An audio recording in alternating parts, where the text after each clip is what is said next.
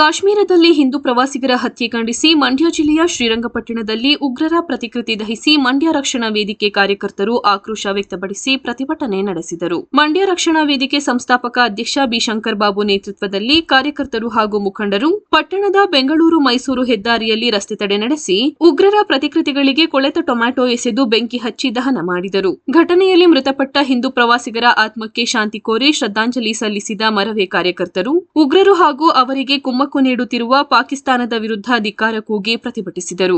ಘಟನೆಗೆ ಕಾರಣರಾದ ಉಗ್ರರಿಗೆ ತಕ್ಕ ಪಾಠ ಕಲಿಸಲು ಕೇಂದ್ರ ಸರ್ಕಾರ ಮುಂದಾಗಬೇಕಿದ್ದು, ದೇಶದ ಎಲ್ಲಾ ರಾಜ್ಯಗಳು ಈ ವಿಷಯದಲ್ಲಿ ರಾಜಕೀಯ ಮಾಡಬಾರದೆಂದು ಆಗ್ರಹಿಸಿದರು.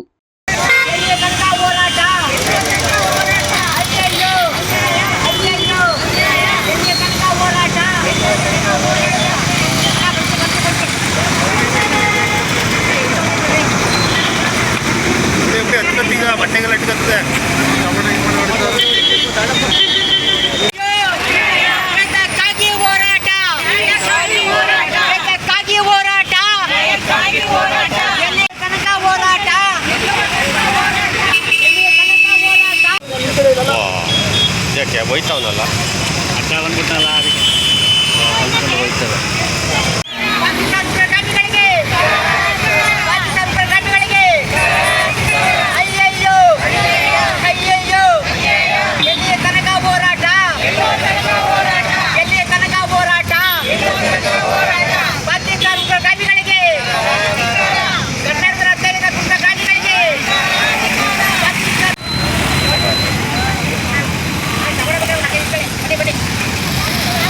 ಸಾಕು ಬೋರ್ಡೆ ಕೊಡಪ್ಪ, ಸಾಕು ಹೊಡೆದು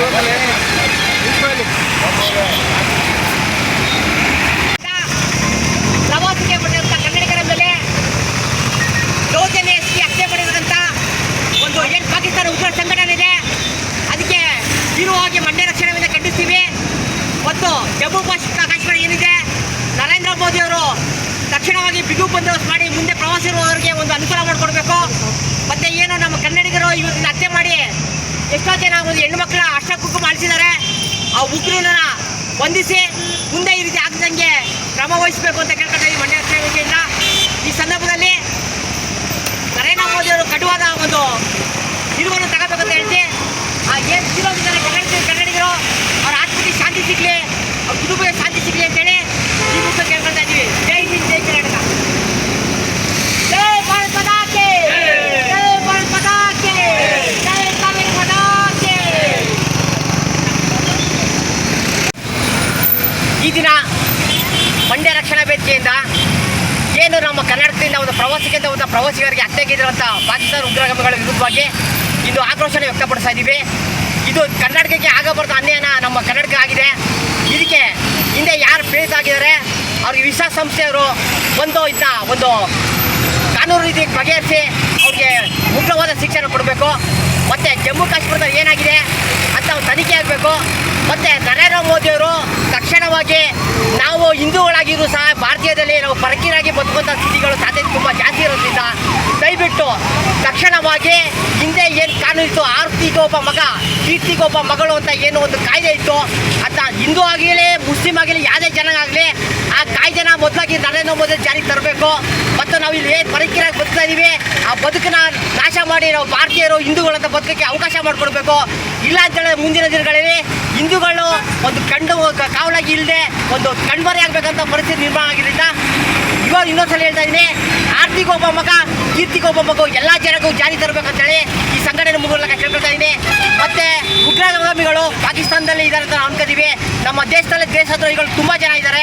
ಅವಳು ಹೇಳಿಕೆ ಕೊಡೋದು, ಹಿಂದುತ್ವವನ್ನು ಮರೆಯೋದು, ಈ ಮಣ್ಣಿನ ಋಣ ತೀರ್ಸನೆ ಏನೇನೋ ಒಂದು ಏಜೆಂಟ್ ರೀತಿ ಮಾತಾಡುವಂಥ ಉಗ್ರಗಾಮಿಗಳು ಎಲ್ಲೂ ಇಲ್ಲ. ದೇಶದ್ರೋಹಿಗಳು ನಮ್ಮಲ್ಲಿದ್ದಾರೆ. ಅವ್ರು ಸರಿಯಾದ ಪಾಠನ ಕಲಿತು ಒಂದು ಹಿಂದುತ್ವದ ಬದುಕಬೇಕಂತೇಳಿ ಈ ಮೂಲಕ ಕೇಳ್ಕೊಳ್ತಾ ಇದ್ದೀನಿ. ಜೈ ಹಿಂದ್, ಜೈ ಕರ್ನಾಟಕ. ಹಲೋ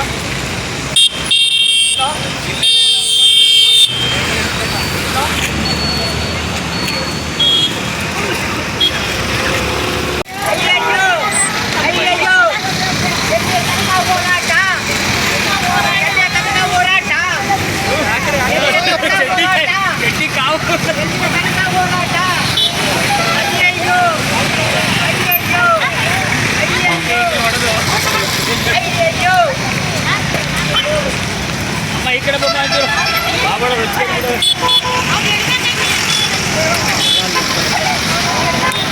ಅಲ್ಲಿಗೆ